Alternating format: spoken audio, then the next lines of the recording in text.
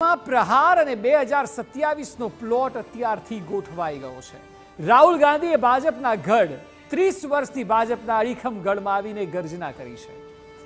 જી હા, ગર્જના જ કહી શકાય, કારણ કે રાહુલ ગાંધીએ ગુજરાતમાં પગ મૂકતા જ જાહેર કરી નાખ્યું છે કે હવે ગુજરાતમાંથી ભાજપની સરકારને ઉખાડી ફેંકીશું અને કોઈ પણ હિસાબે ગુજરાતમાં કોંગ્રેસની સત્તા આવીને જ રહેશે.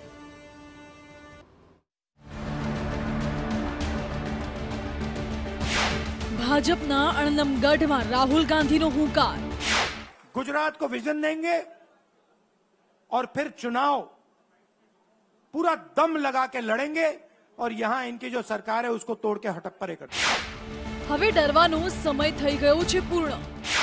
देश से हमने कहा था डरो मत, डराओ मत, हमने कहा था. खोटी आशाओनो फुग्गो फूटी गयो છે. क्योंकि नरेंद्र मोदी जी का जो विजन था वो गुब्बारा जो था वो फट गया है. राहुल गांधीए आ संदेश तो कांग्रेसना कार्यकरोने आप्यो छे, परंतु પડકાર સીધો જ ભાજપને ફેંક્યો છે. રાહુલ ગાંધીએ આવતા જ રામ મંદિરને લઈને ભાજપ સરકાર પર ચાબખા મારવાના શરૂ કર્યા અને અયોધ્યામાં ભાજપની હાર માટે ભાજપને જ જવાબદાર ઠેરવી. बहुत सारे लोगों से जमीन ली गई, बहुत सारे लोगों की दुकानें, घर तोड़े गए और आज तक जिन लोगों के घर छीने गए, तोड़े गए, दुकानें तोड़ी गई, आज तक उनको नरेंद्र मोदी जी ने कॉम्पनसेशन नहीं दिया. पहली बात, जहां भी वो जाता था लोग उनसे कहते थे हमारी जमीन छीनी गई, सरकार ने हमें मुआवजा नहीं दिया. दूसरी बात, अयोध्या का इंटरनेशनल एयरपोर्ट बना, बड़ा एयरपोर्ट, जमीन किसकी गई? अयोध्या के किसानों की जमीन गई. आज तक उनको सही मुआवजा नहीं मिला. और तीसरी बात इन्होंने बताई मुझे, तीसरी बात राहुल जी, अयोध्या की जनता को बहुत गुस्सा आया जब उन्होंने देखा कि राम मंदिर के इनॉग्रेशन में अयोध्या का एक भी व्यक्ति नहीं था. यह कारण थे. मगर मैं आपको यह कहानी क्यों बता रहा हूं? क्योंकि जो मूवमेंट अडवाणी जी ने चालू की थी, उस मूवमेंट को जिसका सेंटर अयोध्या था, उस मूवमेंट को इंडिया गठबंधन ने अयोध्या में हरा दिया है. बहुत बड़ी बात कह रहा हूं. मतलब इनका पूरा जो सेंटर था, वहां पे हमने, आप जैसे कार्यकर्ताओं ने, कांग्रेस पार्टी के कार्यकर्ताओं ने, और आप जाके पूछिए वहां पे समाजवादी पार्टी के किसी भी नेता से पूछ लीजिए और वो आपको बताएगा कि कांग्रेस पार्टी का कार्यकर्ता बब्बर शेर जैसे हमारे साथ खड़ा हो गया. अयोध्याना ज मुद्दे राहुल गांधीए सीधा ज वडाप्रधानने पण घेर्या અને એવો ફરી એકવાર દાવો કર્યો કે અયોધ્યામાં નરેન્દ્ર મોદી હારવાના હતા, એવો ભાજપનો જ સર્વે હતો, એટલે જ તેઓ વારાણસીથી લડ્યા, નહીં તો પીએમની ઈચ્છા અયોધ્યાથી લડવાની હતી. राहुल जी, यहां पे 3 बार सर्वे हुआ था. नरेंद्र मोदी जी वाराणसी से नहीं लड़ना चाहते थे, नरेंद्र मोदी जी अयोध्या से लड़ना चाहते थे. उनके सर्वेयर आए, 3 बार आए, नरेंद्र मोदी जी आए और सर्वेयर ने उनको कह दिया, नरेंद्र मोदी जी अगर आप अयोध्या से लड़ेंगे, आप अयोध्या में हारेंगे. आप अयोध्या में मत लड़िए, क्योंकि अगर आप लड़ गए, आपका राजनीतिक करियर अयोध्या में खत्म हो जाएगा. इसलिए अयोध्या से नहीं लड़े, वाराणसी से लड़े. और वाराणसी में हमने 1-2 छोटी गलती कर दी, नहीं तो वहां उनको निपट लेते. मतलब आप देखिए, अयोध्या में उन्हीं के लोगों ने उनसे कहा कि हारोगे, और काशी में कितने से जीते? 1 लाख वोट से जीते. मतलब जान बचा के निकले हैं. सच्चाई है.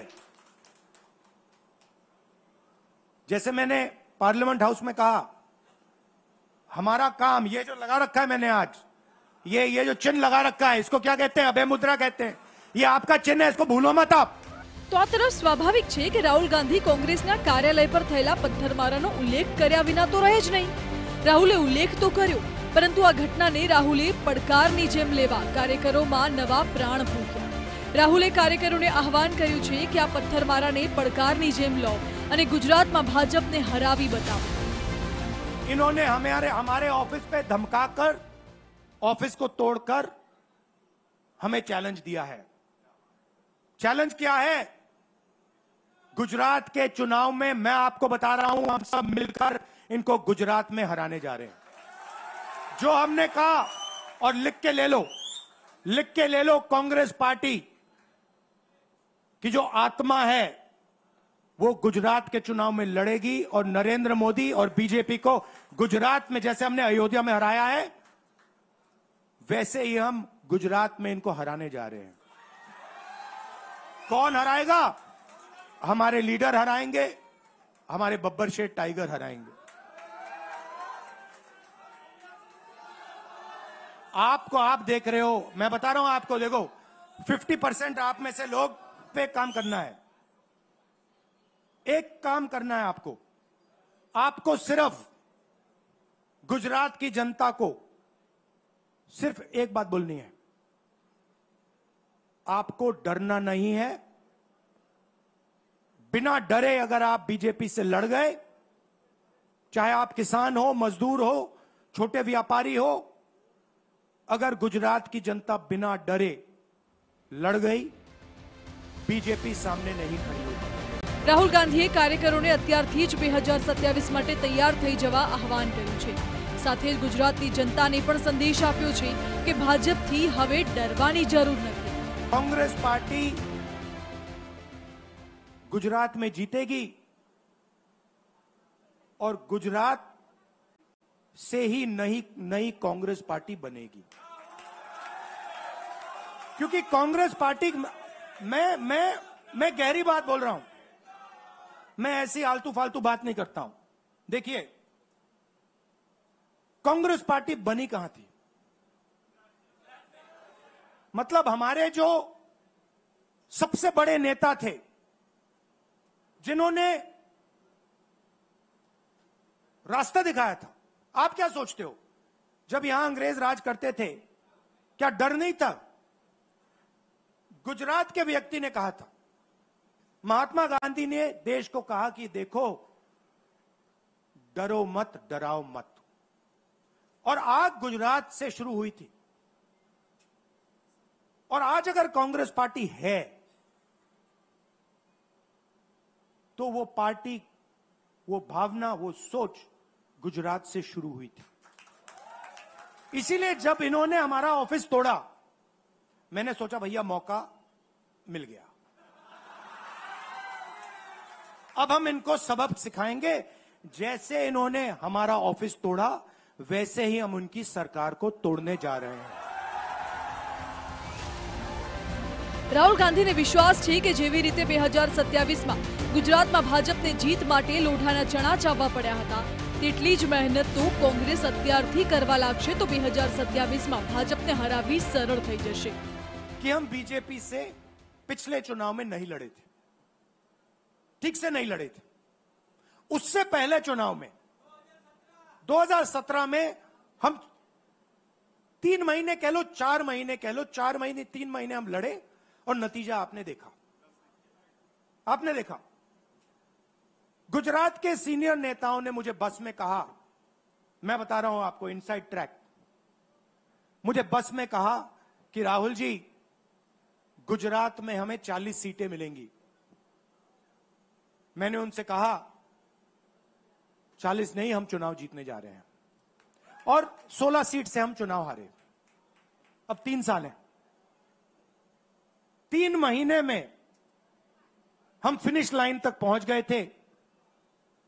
3 साल में हम फिनिश लाइन को मतलब उधर पीछे छोड़ के निकल गए। જો કે રાહુલ માત્ર કોંગ્રેસની વાહવાહી જ કરતા રહ્યા એવું પણ નથી। ગુજરાતમાં કોંગ્રેસ નબળી છે અને કેવી રીતે નબળી છે તે પણ રાહુલ ખૂબ અનોખા ઉદાહરણ સાથે સમજાવ્યું અને આ ખામીને દૂર કરવા સજ્જ થઈ જવા કાર્યકરોને આહવાન કર્યું। एक शिकायत भी है, ये भी नहीं है कि कांग्रेस पार्टी गुजरात में कमियां नहीं है, ये कहना पड़ेगा, कहना पड़ेगा। कमी क्या है? एक कार्यकर्ता ने मुझे बहुत अच्छी तरह बताया, कांग्रेस पार्टी के कार्यकर्ता ने, राहुल जी कहता है मुझे, राहुल जी ये कांग्रेस पार्टी में एक मुश्किल है, दो तरीके के घोड़े होते हैं, एक रेस का घोड़ा होता है, दूसरा शादी का घोड़ा होता है। ये आप कभी कभी कांग्रेस पार्टी क्या करती है, रेस के घोड़े को शादी में भेज देती है और शादी के घोड़े को रेस में लगा देती है। तो उसने कहा ये आप बंद करा दीजिए, रेस के घोड़े को आप रेस दौड़ाइए और शादी के घोड़े को आप शादी में भेजिए। तो ये हमें गुजरात में करना है। जो रेस का घोड़ा है, जो तैयार है, दौड़ने के लिए तैयार है, उसको रेस में लगाना चाहिए। और जो हमारे शादी के घोड़े हैं, जो हैं वो हैं, उनको हमें शादी में बारात में नचा देना चाहिए। રાહુલ ગાંધીના આ તેવર ચોક્કસથી ભાજપ સામે પડકાર સમાન છે। રાહુલ ગાંધી હવે સમજી ગયા છે કે તેમનો કયો અંદાજ લોકોને પસંદ આવે છે। રાહુલની છબી લોકસભાની ચૂંટણીમાં ઘણી બદલાઈ છે। ઇન્ડિયા ગઠબંધનને મળેલી બેઠકોએ રાહુલ ગાંધીનો આત્મવિશ્વાસ વધારી દીધો છે। આ જ આત્મવિશ્વાસ છલકાઈ રહ્યો છે અને આ જ આત્મવિશ્વાસને ગુજરાત ભાજપે ચોક્કસથી ગંભીરતાથી લેવો પડશે। Bureau report, TV9।